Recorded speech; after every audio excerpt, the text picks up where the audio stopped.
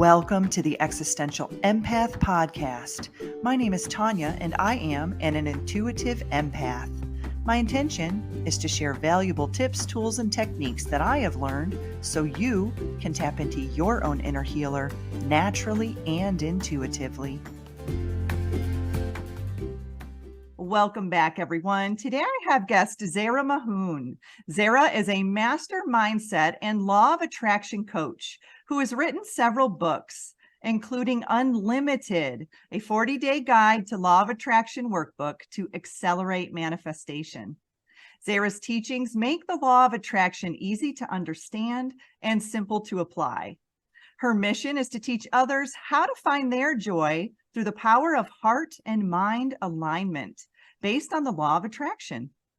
After committing to transforming her self-worth, she went from being massively in debt to owning multiple properties and creating a thriving business. She shares her personal journey to help others understand the power of reclaiming self-worth. Well, welcome, Zehra. It's a pleasure to have you on the show today. I'm excited to be here. So much fun.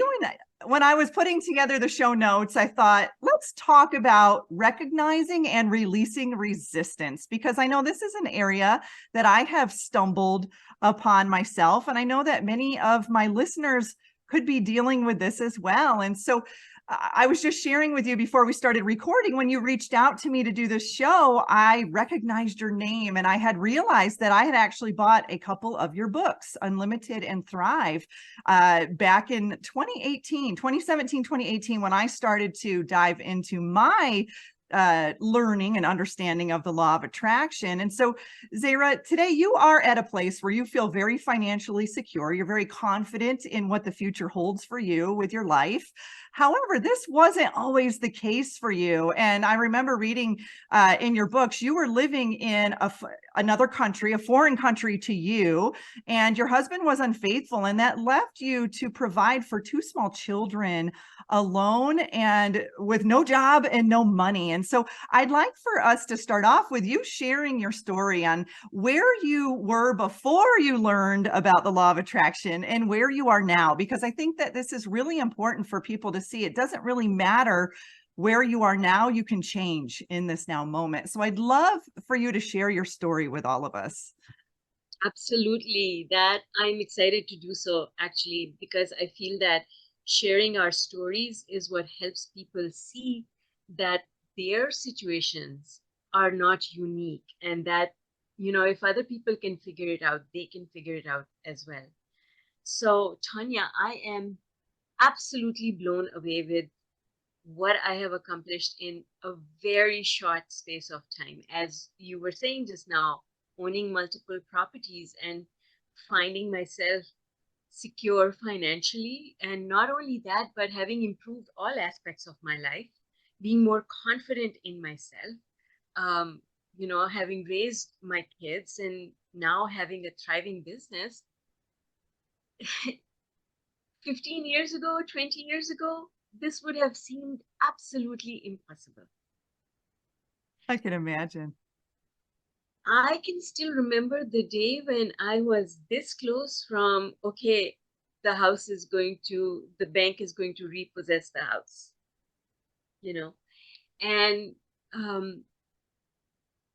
and then just trusting that a way will come, like, it's not over yet.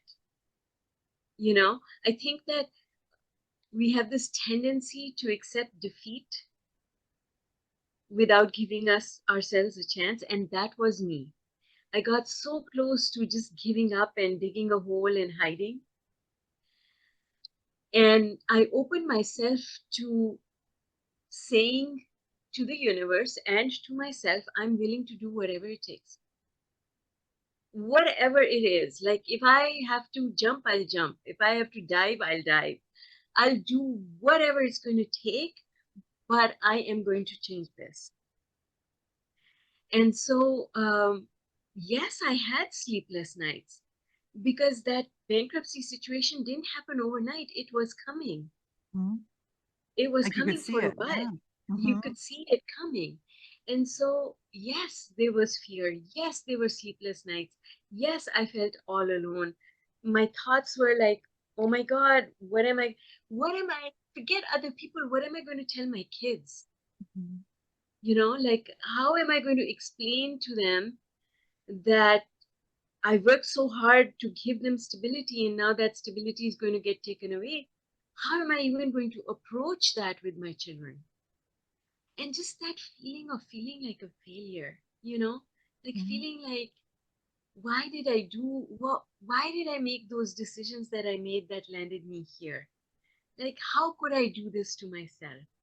And just nauseating feeling that, nobody's going to come and save me. I have to save myself. So I went through all of those thoughts, and at the end of it, I just said, I'm going to open myself up. There's got to be a way. And when I woke up the next day, I had ideas flowing into my head of what I should do. And I had promised myself that no matter how hard it was to do whatever needed to be done, I was going to be willing to go and talk to whoever I needed to talk to, do whatever needed to be done. And the biggest lesson I learned was I did not want to talk about it. You see, I didn't want to ask for help because I Yeah. didn't want anyone to know what I was going through. We all create this facade of super happy families and super successful lives. And sometimes that's just a facade. There's nothing behind it. And so that was one of the reasons that even though I needed help, but I wasn't asking for help. It's like that sense of shame too, right? It's Exactly. we feel ashamed Exactly. that we've gotten to Yes. this place. Yes. Mhm. How can I have got here? Here I am living, like, yes, my husband left me, but then I worked hard and I created all of this. And we were at that point in time living in a mansion. My children were going to private school. And like, and how can I take my son away from private school? And how can I, like, no, no, no, no, no, no, no, I don't want to do all of those things. But then I had to eat the pride. Like, it was like the pride really isn't worth it if the cost of it is going to be that you're going to lose all of this. Then the pride isn't worth it. Mhm. So I'm going to put my pride aside and I'm going to follow whatever guidance I'm receiving. Because here's the thing, guidance doesn't just come from the universe, guidance comes to you based on what your reality is, which is the part that your mind supplies. So both work in tandem to create solutions for you that are appropriate for you at that point in time. And so the guidance I had was to ask for help. And I had to think about what am I going to say? Who am I going to reach out to? Because you have to be selective, Mhm. right? Who am I going to reach out to? What am I going to say? How am I going to say it? And I just had this massive feeling of something stuck in my throat when I made the calls that I had to make. But I made those calls regardless. And I am so, so, so grateful that my friends and my family stood by me and they helped me through a very difficult situation. So once the storm, that was like, I've got a hole in the ship. It's going to sink. So I plugged the hole, but of course that was temporary. It wasn't permanent. And so then started the work. Okay, now I got to mend things. My friends have helped me to get through that difficult period, but now what do I need to do in order to mend things? And I found that there are two things that we have to do side by side. We do have to take action. A lot of times this misconception is that, oh, law of attraction means no action, it's just going to fall in my lap. No, no, no, no.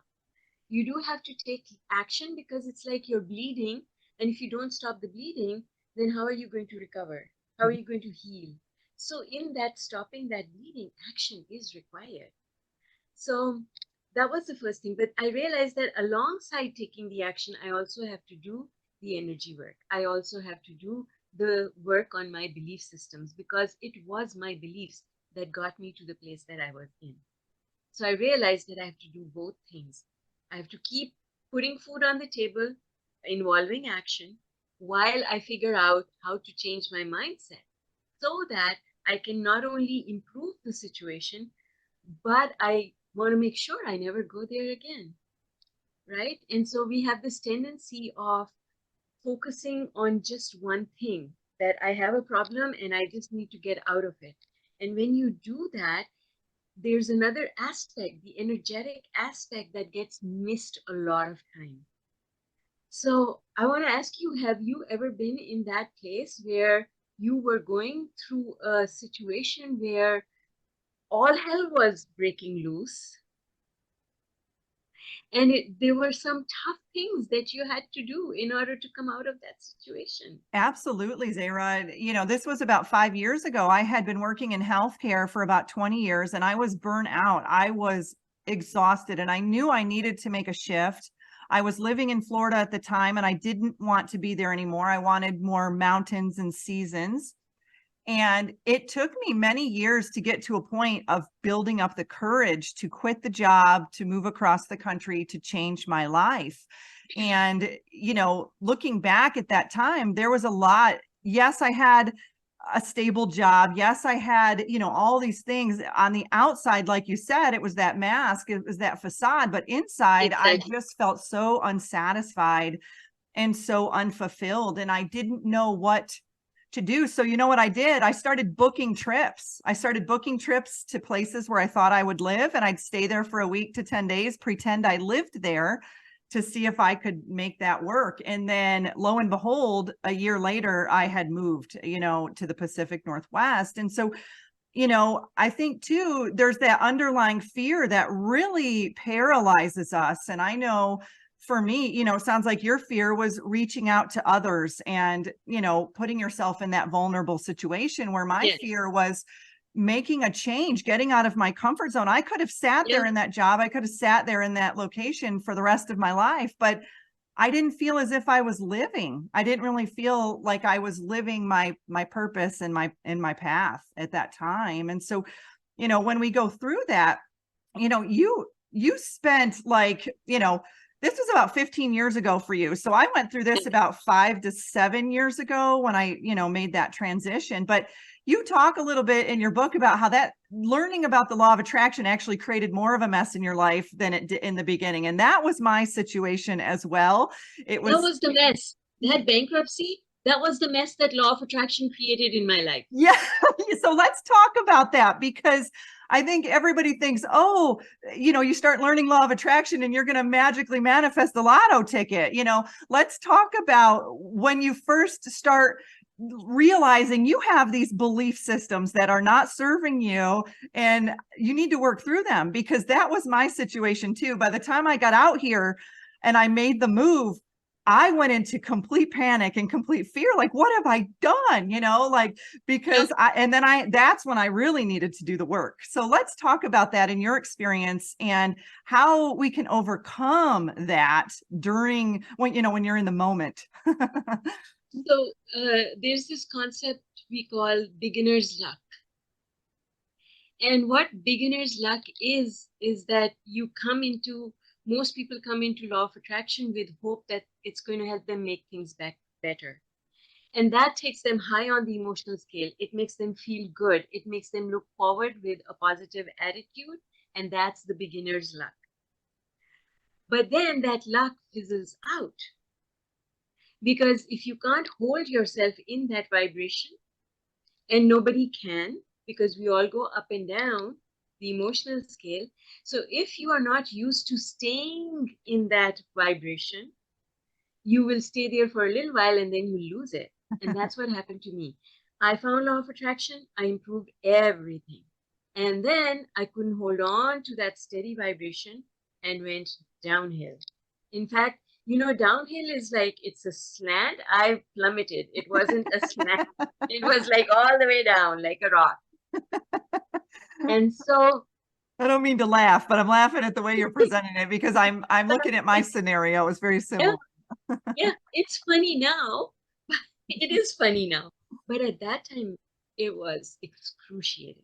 It was excruciating.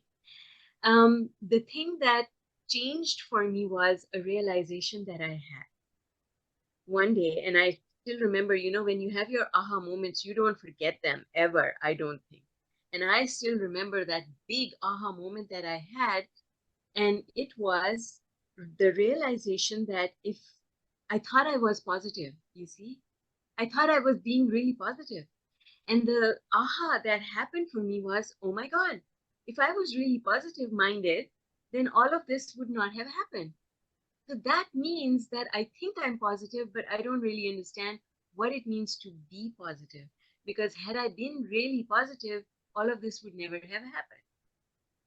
And so I went in search of educating myself as to the difference between being positive and being negative.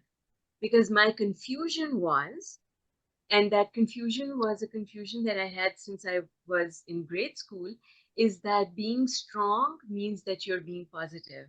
Mhm. But if you are really positive, you never have to be strong. Mm. Putting on a happy face, even though you're not happy Mhm. behind Yeah. the facade. Mhm. Strong means I'm going to brush it under the carpet and I'm going to go on as if nothing happened. I'm going to pick myself up off the floor and keep going without dealing with the stuff that caused me to go down. That's being strong. So I was plenty strong, but I wasn't positive. When you are positive, the opportunity to be strong never arises because things don't get that bad. Uh-huh. And that realization caused me to step back. And that's how Thrive, the book you mentioned, Thrive was written that way. Mhm. It was written as a result of the research that I did uh, about what is really negative and what is really positive. And then Unlimited, the other book that you're referring to, was a set of practices that I developed for myself that I realized when I stop doing these practices, my life goes downhill. So that, so then I came to a point by the time I wrote the workbook, Unlimited, I got to this point where I realized I can never stop doing this work. So I've got to have like a checklist reminder that tells me I've got to do this, this, this, and this.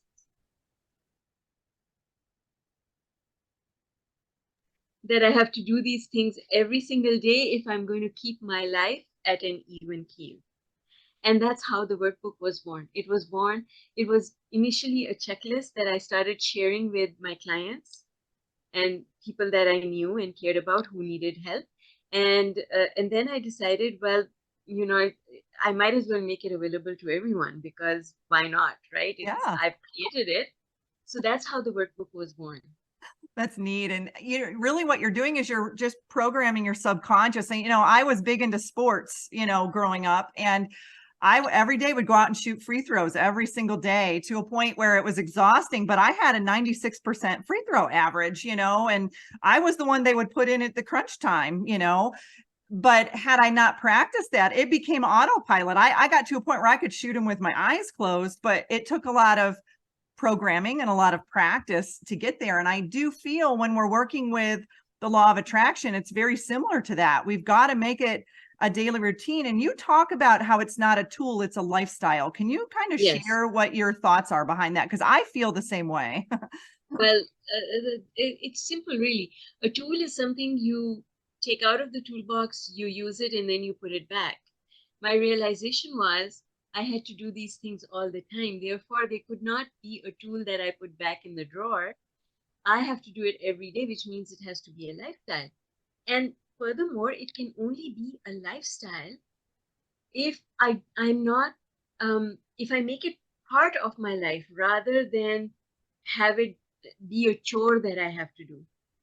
So what I started doing was figuring out how can I incorporate the practices that I use in order to keep myself high vibrationally and attach them to things that I do as part of my life regardless. How can I create harmony rather than, because if you're doing a workbook, it's like a chore. Okay, now I'm going to sit down and I'm going to do these exercises. I wanted it to fit into my life and become part of my life, not be something external that I did. So for example, in the workbook, I share that, you start off your morning and um, start off your morning with appreciation. And so what I did was, instead of sitting down and saying, oh, now I need to take time out for appreciation, I made my time with my dog in the morning when we go for a walk. That time is my time for appreciation. So what I have done is I've taken those things that are in the workbook and I've attached them with things that I'm supposed to do every day anyway. And it's fantastic because it serves as a reminder. Oh, I'm going for a walk with the dog. That means I have to appreciate. If I'm on the treadmill, I'm going to do this. If I'm cooking, I'm going to do this. So when you do those tasks, like when I brush my teeth, that's my time for pre-paving and affirming. So it's attached now. I cannot think of brushing my teeth without affirming. And so that kind of makes it a lifestyle, because you're going to do this one thing and you attach the other thing with it, so now you're doing them together. And that's how it becomes a lifestyle. When it's a lifestyle, it's not a chore, Mhm. because chores are things that we don't like doing. Yeah, and that holds a vibration, that holds a frequency. So versus, you're like, I'm excited. I'm going to go walk the dog and do my visualization. That's a much more expanded, higher frequency than, oh, I got to do my Exactly. visualizations.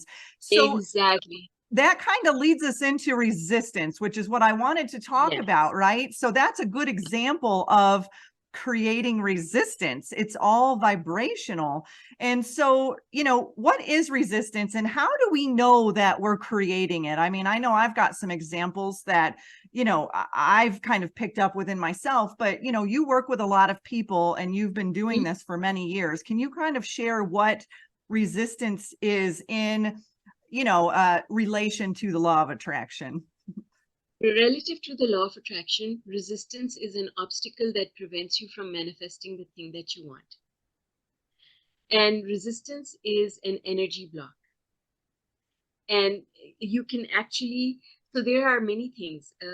First of all, some people, and it's all very personalized because everyone is different. Some people accumulate energy blockages in their body.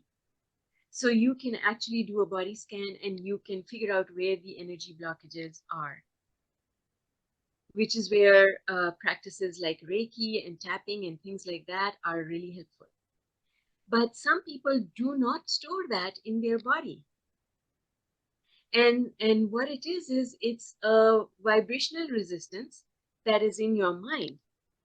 Now, all resistance is created by thinking thoughts that are counter to what you want to accomplish. I want that, but I can't have it because. So this pulling apart of desire and the reasons why you can't have it results in the creation of energetic resistance. So it's not something that like it's not a physical object that you can say, okay, like when you're running a hurdle race, there are actual hurdles that you can see and you can remove them if you wanted to. Energetic hurdles are not hurdles that you can see. And that's where the issue is, because we need to figure out what they are, where they are, and relieve them without actually being able to see them. Yes. And this is where a lot of people get stuck, because we are so used to show it to me and then I'll deal with it. Hmm. But the way you see that you have resistance is if, and this is what I teach, is if something that you want has not happened and you're not sure that you're moving clearly towards it, your trajectory is, like you are locked in on the target and you're moving towards it. If you don't feel that you're moving towards it, you have resistance. Hmm. Because law of attraction actually works really, really quickly. It does not take you change your vibration and everything changes. So if you're not getting results, that means you do have resistance.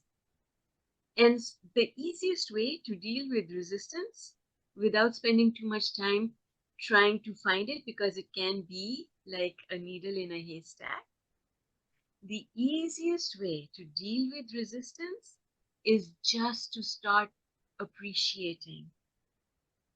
Just appreciate as much as you can, because it's like you know those old weighing scales that had plates, and whatever plate had more weight in it would Yeah. kind of Mhm. okay, it would Like a weigh down. balance. Mhm. Yes, the balance. Yes, exactly. Looks like the So Libra sign. Yeah. exactly, exactly. So our vibration is like that. If you are predominantly thinking positive thoughts, the positive side of the balance will swing in your favor. If you're thinking mostly negative thoughts, then the negative aspect will become more obvious in your life. And so, what we want to do through gratitude and appreciation is we want to put so much in the balance on the positive side that the negative side goes away automatically. And that's an easy way for dealing with all sorts of situations and resistance without actually having to go look for what belief was it? Like, where do I don't even know what beliefs I have. Like, how do I find my, sometimes they show their heads. Sometimes I become aware that I have a negative belief, but most of the time I don't even know where to go to look for them, Yeah, and right? that's nice, and, I actually had this experience last night. Before I went to bed, I set an intention to show me in my dreams where my block was energetically pertaining to, abundance, specifically. So I went to sleep and I had a dream of my very first job out of college. I was an intern at a software company and I was trapped in a cubicle all day from 9 a.m. to 6 p.m. And sometimes I'd have to stay later to send out a press release. It was horrible. I felt like an animal trapped in a cage at this job. I hated it. So when I woke up this morning, I had this massive aha moment of, in order to make money, I have to lose my freedom. That was my bam, hit me right in the face. So I had a block that if I make a lot of money, I have to be trapped, or I have to be trapped in a job to make money. And that was my very first job where I was making good money, but I felt trapped. And so I woke up this morning and I could feel that. I know when I release something, I get, I call Yeah. it the cosmic orgasm. It's kind of funny, but it starts at my feet, rolls up through my body and out my head like a big goosebumps. Yeah. And I Yeah. kind of got teary eyed a bit. I said, "Ooh, that was a big one." Like I could Yeah. Yeah. feel that. Yeah, And so, yeah, absolutely. Yes, yes. so I think we So, can work with the dream state too to show us. well, the dream state is one of the ways in which the universe communicates with us, because when we are truly asleep and our head is out of the way, then we are not tapping into any negative beliefs, and we can hear the guidance that we are receiving all the time. We are receiving it while we are awake as well. We just don't hear because we're so busy in our heads.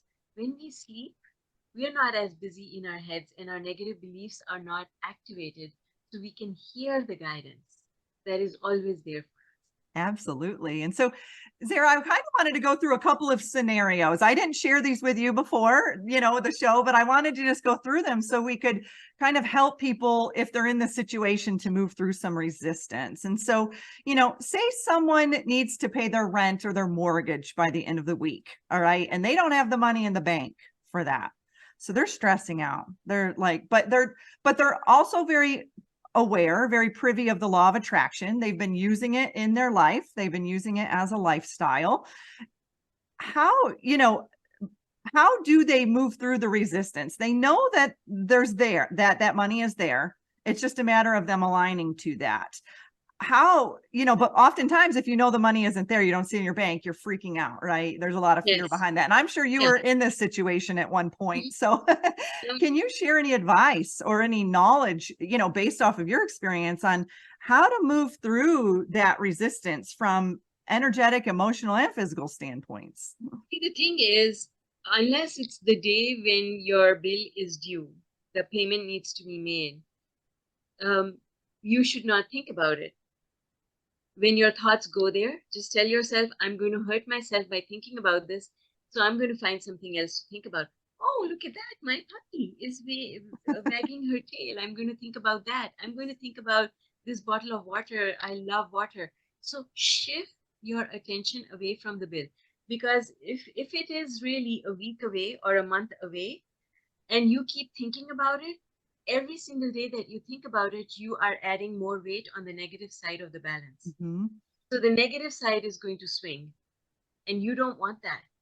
So you got to find ways of keeping yourself away from thinking about it and tell yourself something will figure itself out and I will know. The universe will help me with this. But if I keep worrying about it, I am getting in the way of the solution coming to me. So you have to force yourself to take your mind off it. Like one of the ways that I like thinking about this or explaining it to my clients is think about when, if you have children, or every one of us has been a child, so we can all relate to this, is when you fall and you hurt yourself, maybe you scrape your knee.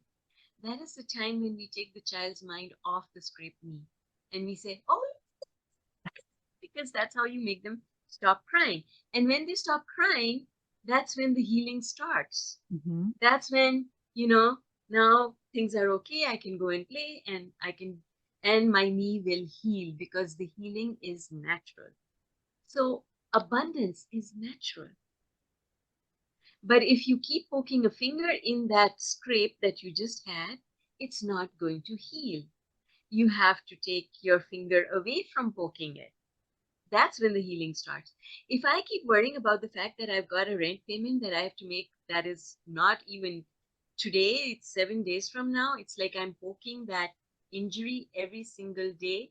Not only every single day, I'm poking my finger in it every moment of every day, which is just going to make it worse. Yeah. It's going to get infected and get worse. And the way for it to heal is if I don't do that, now abundance is natural, so it will come. Healing is natural when you stop poking the injury with the finger, right? So that's what we have. We have to treat it that way. Abundance is natural. I don't have to do anything about it. I just have to get out of the way of it flowing in. And I do that by not thinking about it. And not worrying about it. And it reminds me of, Abraham Hicks always uses a great analogy of ordering dinner. Okay. So you're sitting at a table, you pick out your dinner choice off the menu, you order it, and then the waiter takes the order, goes back to the chef starts making it. You don't get up out of your chair and walk back into the kitchen and Hawkeye the chef and stand over. Are you done yet? Are you doing that right? What's going on? No, you trust, you put in your order, you set your intention, and you trust that the food is going to come out when the food is ready. And it's very similar to that, right? So you set your intention that, my desire is to have this money to pay my rent at the end of the week or the end of the month. And then you just let it go and go do something that completely gets your mind off of it. Something that brings you joy, something that is high frequency for you, right? Exactly. And people find it difficult to do because we like to see evidence. You see, we like to see if it's invisible to us, then it feels like it's not happening, it's not there. But you have to trust. It's like almost like if you have been in a situation where you are a supervisor or a manager who has people working under them, you don't have all your reportees work inside your office so that you can watch them while they're working. Hopefully not. Right? Helicopter boss. That would be horrible. It would be horrible for you. It would be horrible for them. So you have to trust that the person that you've hired who has the skill set and the resources to do the job will get the job done. Mm-hmm. And if you think about the universe, do you think you have more resources than the universe at your disposal? No. Do you think you have more skill than the universe? No. Like I ask people, how many times did you make the sunrise? Like, can you make the sunrise? And the answer is no. And so leave it alone to that energy that has more resources and more skill than you. Yes. And let them get it done. Absolutely. And so here's another scenario. So we talked about inspired action. Okay. And, I hear that a lot in the spiritual community. Why can't we just meditate and will it to come? And I see a lot of people not taking inspired action. And so here's a scenario, let's say that someone is very, very privy to law of attraction. These aren't people who are new to law of attraction, okay? Either of these scenarios.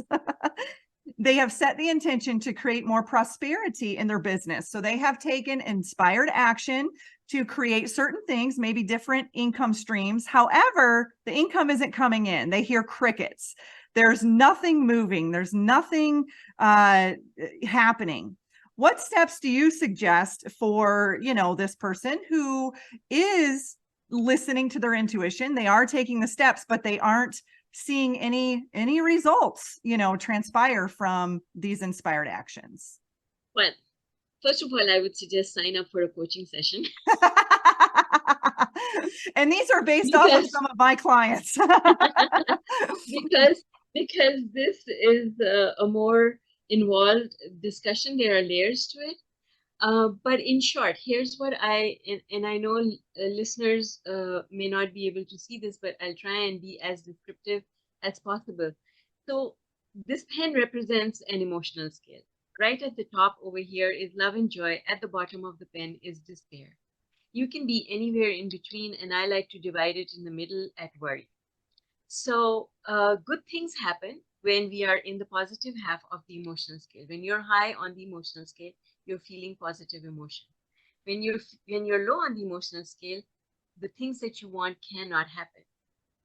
However, action can be taken from anywhere on the emotional scale. What we call inspired action is at the top of the emotional scale. So there's this thing called momentum that feels like it's inspired, but momentum can be at any level on the emotional scale. It can be at the negative level of the emotional scale. So just because you were inspired to act does not mean that you're high on the emotional scale. It just means that you're inspired to act because there's so much energy that you've generated at that level on the emotional scale. Because here's the thing, if you were really taking inspired action, then that would mean that you're high on the emotional scale and nothing but good things can happen from there. Gotcha. So that means that you are delusional because you think that you're high on the emotional scale, but you're not. You're taking inspired action, but it's in a lower frequency. Yes. Gotcha. Because you can be inspired from any level. What we call in the inspiration to take action is a result of momentum of thought. And momentum of thought can take place from anywhere on the emotional scale. So that brings up another question. So, what is that heart-mind alignment? I know that you talk about that a lot, and this obviously led right into that. And so that's a very important collaboration, right? Or between the two, right? Absolutely. So can you talk a little bit about that? Yes, the collaboration is actually between your heart, your mind, and your body. All three collaborate. Your body is responding to every single thought you think. But what I call heart and mind alignment is your heart calls you towards your desires and always tells you all things are possible. Okay? All your desires are born out of your heart. But your mind is the one that creates obstacles by reminding you of all the reasons why the thing that you want cannot happen. So this creates a distance between your heart and your mind. And heart and mind alignment is about closing this gap and bringing your heart and your mind in the same space. When you have heart and mind alignment, the things that you want become possible because what you need to do in order to make progress on those things becomes obvious. You have clarity. And so the distance between your heart and your mind is the distance of the emotional scale. The higher you are on the emotional scale, the less distance you have, the more aligned you are between your heart and your mind. That's all. That's heart and mind alignment. That's beautiful. It's about, so if I was to summarize that in one sentence, heart and mind alignment is the ability to see things through the eyes of source. And when you look at things through the eyes of source, everything is possible. Yeah. Unlimited. Which Unlimited. leads us right into share with us a little bit more about all the services that you provide and some of the books that you've written that are available to people. Oh my goodness. So all my books are on Amazon. At this point in time, there are 18 books. By the end of the year, there will probably be 20 or more because I'm always writing.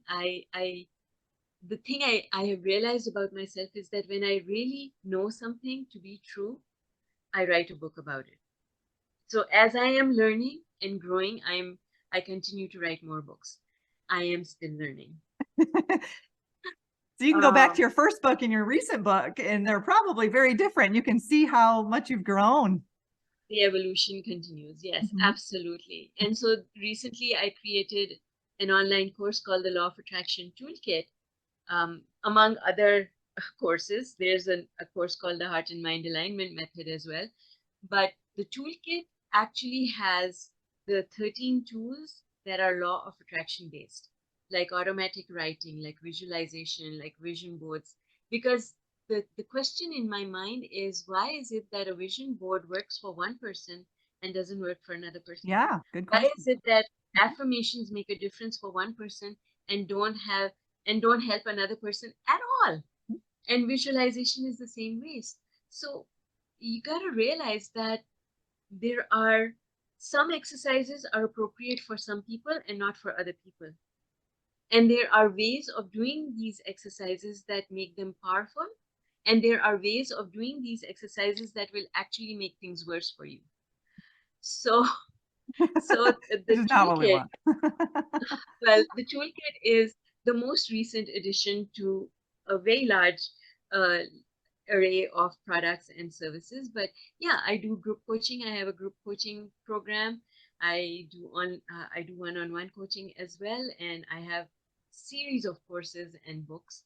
So there's a lot of variety because I think different things make a difference for different types of people. Not everyone understands things the same way. So yes, and I can be found anywhere online because my name is so unique. There's only one of me in the whole world. And so what is your website, Zehra? My social media as well as my website are Zehra Mahoon. So my first initial and my last name, ZMAHOON.com, and Zehra Mahoon is my handle across all social media. That's great. And so, as we wrap up the show, I want to ask one last question. What do you think is the most common myth around the law of attraction? The most common myth around law of attraction is that I don't have to do anything. Yeah. That's the most common one. That action is not required. Action is absolutely required because knowledge is just knowledge. It does not become a skill until you apply it. And that application is where action is. So even with understanding law of attraction and using it, it's not just about the knowledge. You got to apply it. Yeah.